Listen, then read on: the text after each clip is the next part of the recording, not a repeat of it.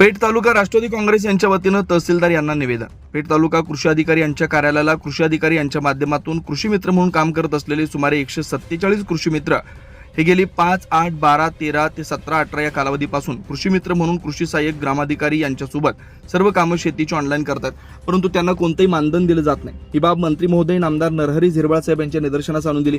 याबाबत तालुक्यातील कृषी अधिकारी माननीय राहणी साहेब यांना निवेदन दिलं. त्याबरोबरच पेठ तालुका राष्ट्रवादी काँग्रेस पार्टीचे वतीनं माननीय तहसीलदार साहेब आणि गटविकास अधिकारी सूर्यवंशी साहेब यांना निवेदन देण्यात आलं. तालुक्यातील कृषी मित्र उपस्थित राहून अधिकाऱ्यांशी सकारात्मक चर्चा केली.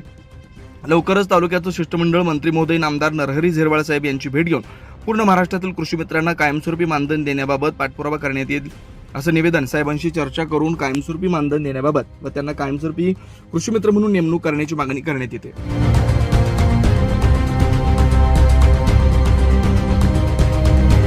24 लाईव्ह महाराष्ट्र न्यूज प्रतिनिधी श्री धर्मराज चौधरी, पेठ.